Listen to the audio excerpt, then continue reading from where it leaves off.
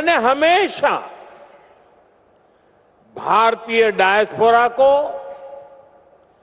भारत का राष्ट्रदूत माना है। Your safety and welfare are a top priority. हमारे दिल में भारत भी धड़कता रहता है कि भविष्य युद्ध में नहीं है, बुद्ध में है। भारत आने के लिए, भारत को देखने के लिए इंस्पायर करें।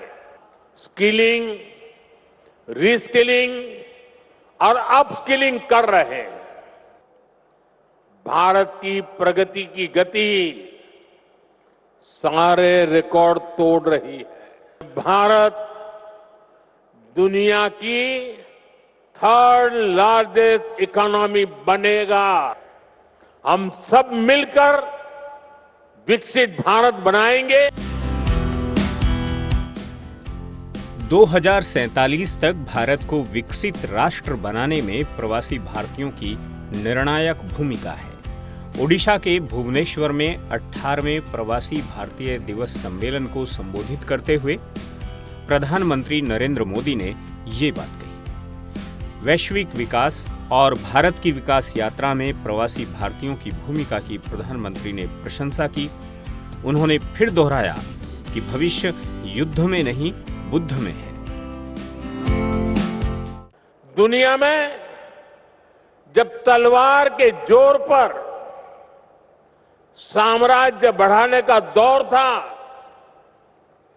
तब हमारे सम्राट अशोक ने यहां शांति का रास्ता चुना था।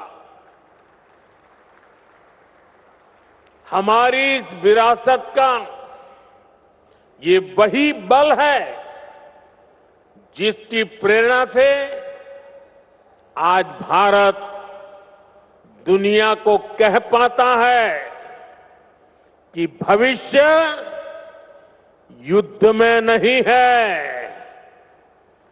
बुद्ध में है। भारत के लोकतांत्रिक मूल्यों के महत्व को उजागर करते हुए प्रधानमंत्री ने कहा कि भारत न केवल लोकतंत्र की जननी है, बल्कि लोकतंत्र हमारी जीवन शैली में समाहित है। हम सिर्फ मदर ऑफ डेमोक्रेसी ही नहीं है, बल्कि डेमोक्रेसी हमारी लाइफ का हिस्सा है, हमारी जीवन पद्धति है। हमें डायवर्सिटी सिखानी नहीं पड़ती, हमारा जीवन ही डायवर्सिटी से चलता है। इसलिए भारतीय जहां भी जाते हैं, वहां की सोसाइटी के साथ जुड़ जाते हैं। हम जहां जाते हैं, वहां के रूल्स, वहां के ट्रेडिशंस की रिस्पेक्ट करते हैं। हम पूरी ईमानदारी से उस देश की, उस सोसाइटी की सेवा करते हैं। वहां की ग्रोथ और प्रॉस्पेरिटी में कंट्रीब्यूट करते हैं। और इन सब के साथ ही हमारे दिल में भारत भी धड़कता रहता है। प्रधानमंत्री ने इस मौके पर देश की आर्थिक उपलब्धियों का भी जिक्र किया। उन्होंने कहा कि देश विश्व में तीसरी सबसे बड़ी अर्थव्यवस्था बनने की ओर अग्रसर है। सिर्फ 10 सालों में भारत दुनिया की 10th लार्जेस्ट इकोनॉमी से ऊपर उठकर 5th लार्जेस्ट इकोनॉमी बन गया है। वो दिन दूर नहीं जब भारत दुनिया की 3rd लार्जेस्ट इकोनॉमी बनेगा।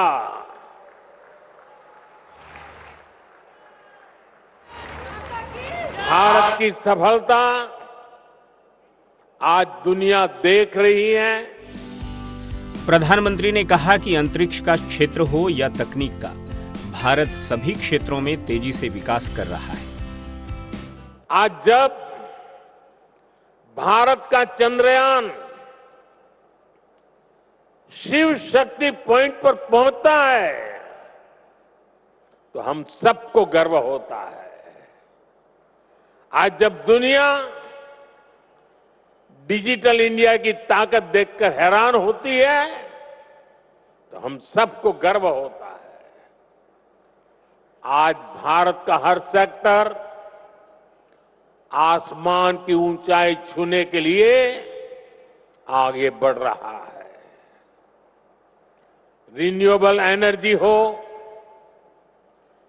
एविएशन इकोसिस्टम हो, इलेक्ट्रिक मोबिलिटी हो, मेट्रो का विशाल नेटवर्क हो, बुलेट ट्रेन प्रोजेक्ट हो, भारत की प्रगति की गति सारे रिकॉर्ड तोड़ रही है।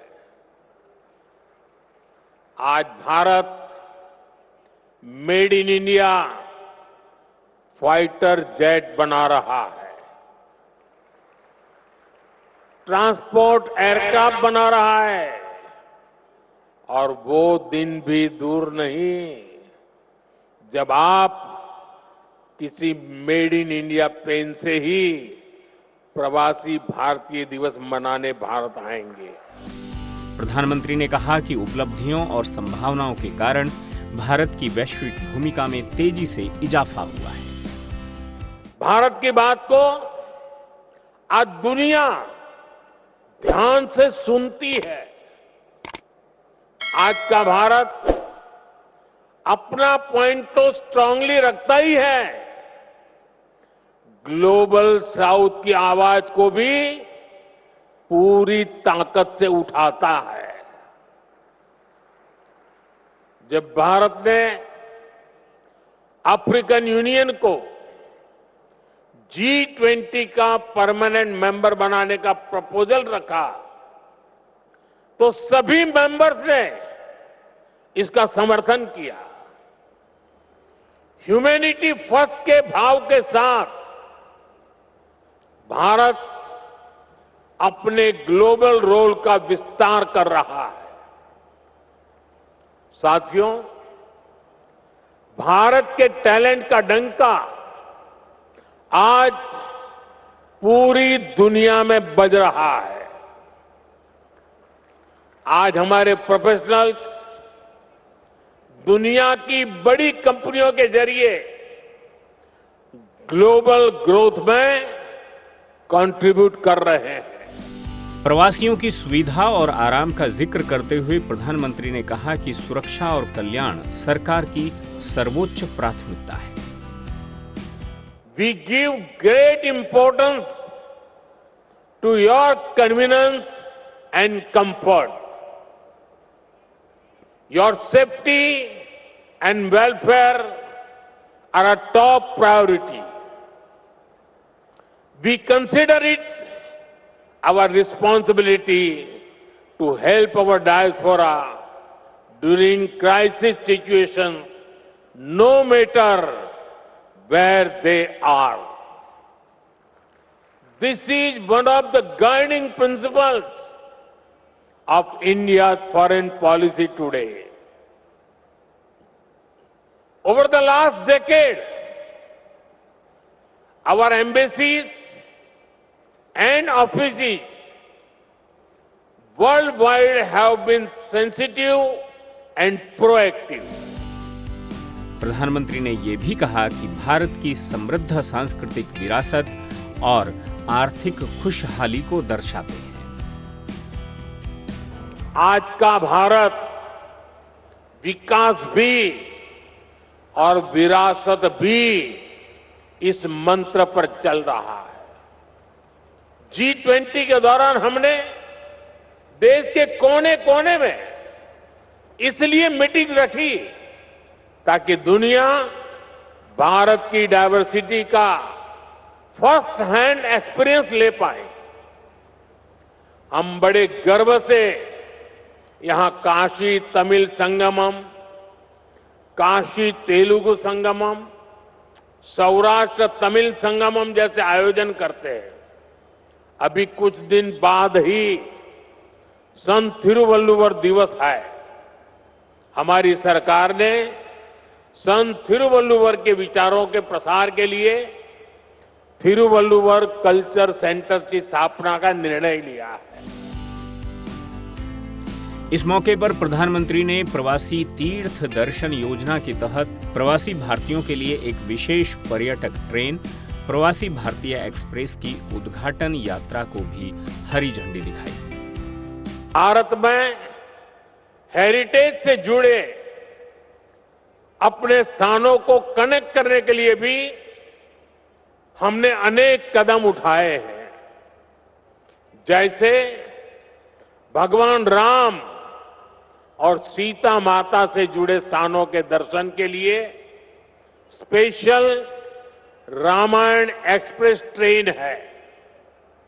भारत गौरव ट्रेनें भी देश के इंपॉर्टेंट हेरिटेज प्लेसेस को जोड़ती है।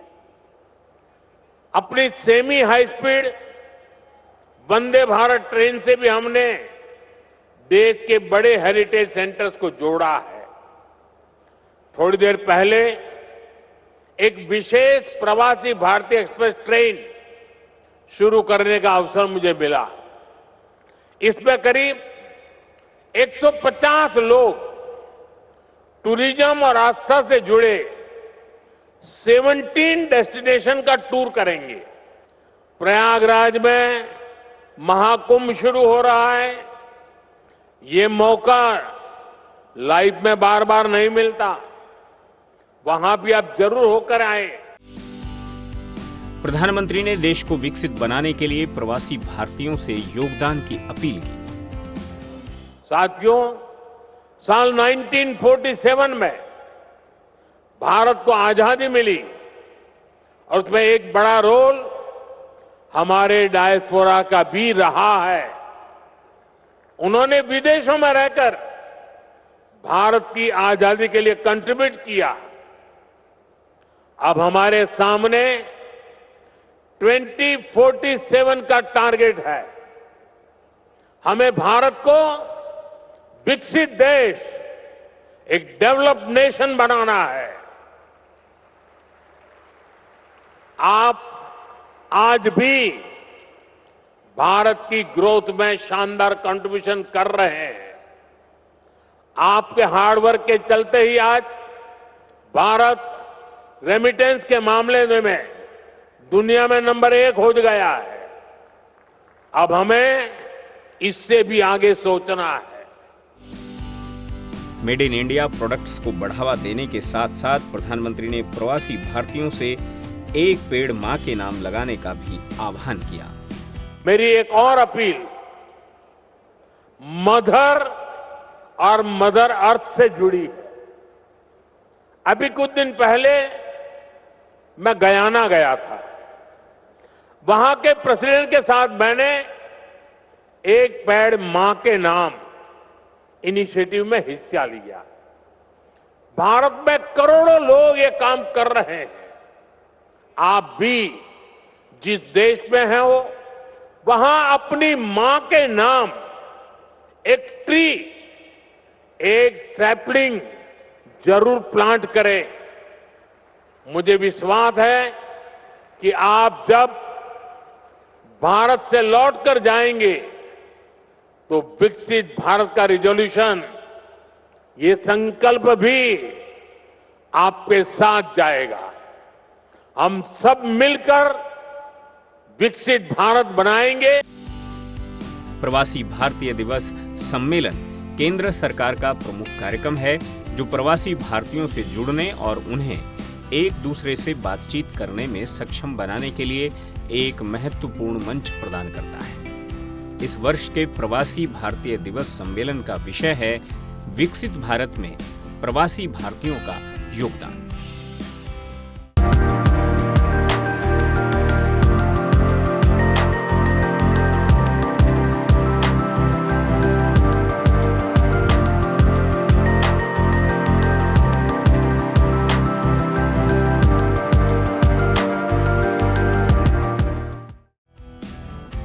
प्रवासी भारतीय सम्मेलन में भारतवंशियों को संबोधित करते हुए विदेश मंत्री एस जयशंकर ने प्रवासी भारतीयों के हितों को सुनिश्चित करने के लिए उठाए जा रहे कदमों का जिक्र किया।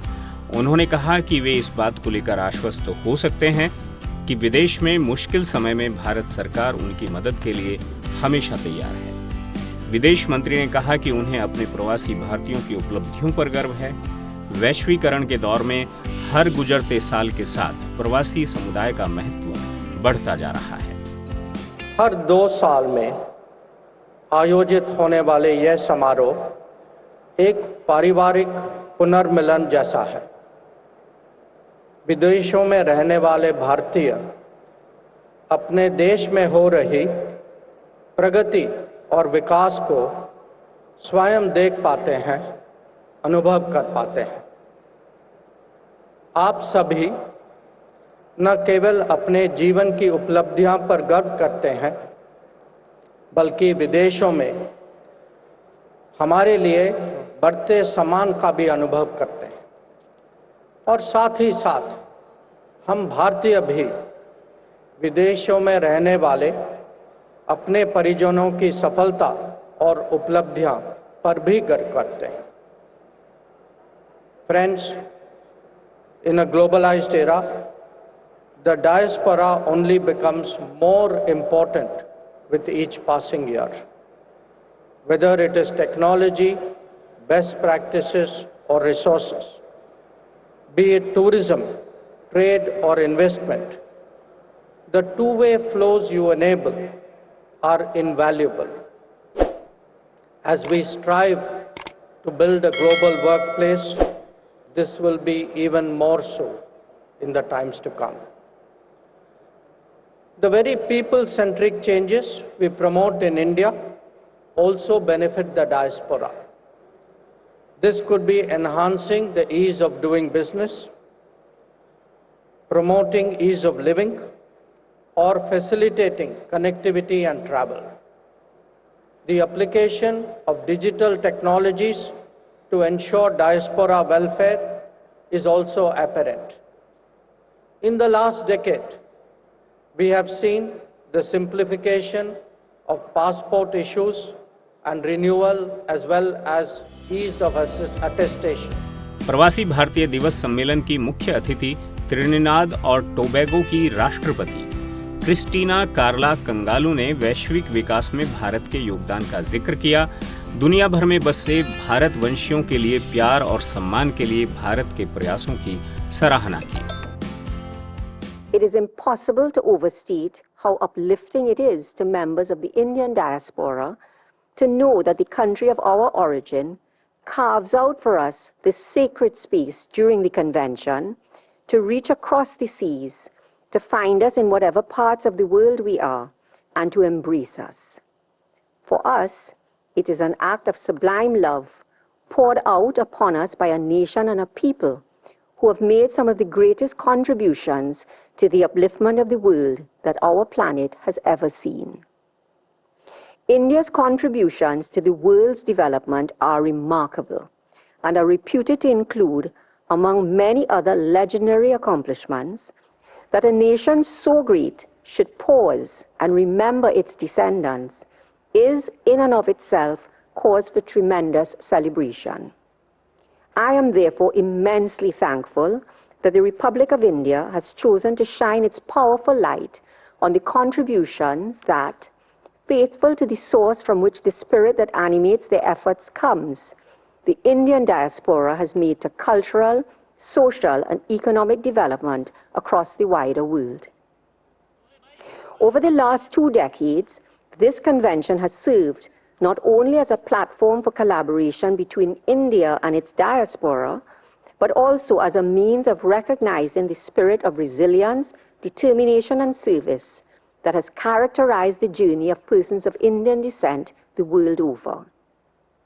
In conferring the Pravasi Bharatiya Samman Award, the government and the people of India give powerful expression to their commitment to strengthening the ties between India and all of her children throughout the world. Christina Carla Kangalu ने कहा कि भारत 1962 में United kingdom से हमारी स्वतंत्रता के बाद Trinidad और टोबैगो के साथ राजनयिक संबंध स्थापित करने वाले पहले देशों में से एक था, लेकिन भारत के साथ हमारे देश के संबंध उससे बहुत पहले से हैं। Today, by means of this ceremony, and always by reason of our shared history and values, and by reason of the kindness and generosity that exists between both nations, our hearts are joined with the hearts of the people of India, and our destiny is inextricably entwined with yours. It is my hope and prayer that our nations will continue to thrive hand in hand, learning from each other, benefiting from each other, and growing together. I have to say that I am also tremendously moved by the emphasis placed on young people in the convention. Yesterday's program was dedicated entirely to the youth. I believe that this can only augur well for the future. The youth are the engine of growth and development in any society.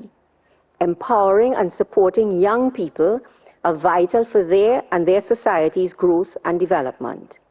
We all look forward to seeing today's youth, inspired and encouraged by yesterday's discussions, taking up the mantle of becoming tomorrow's leaders. In closing, I would like to again express my sincere gratitude to the Government of India for the honor of this award. As a daughter of the Indian diaspora, as a national of Trinidad and Tobago, and as a citizen of the world, I thank the government and the people of India for your continued dedication to and emphasis on the role of the Indian diaspora in achieving a goal common to all people. राष्ट्रपति द्रौपदी मुर्मू 10 जनवरी को कार्यक्रम के समापन सत्र को संबोधित करेंगे। राष्ट्रपति विभिन्न क्षेत्रों में भारतीय प्रवासियों की उपलब्धियों को मान्यता देने के लिए प्रवासी भारतीय सम्मान भी प्रदान करेंगे। इस बार सम्मेलन की थीम विकसित भारत में प्रवासी भारतीयों का योगदान है। 3 दिवसीय इस सम्मेलन के दौरान देश और विदेश से 5000 से ज्यादा प्रतिनिधि शिरकत कर रहे हैं।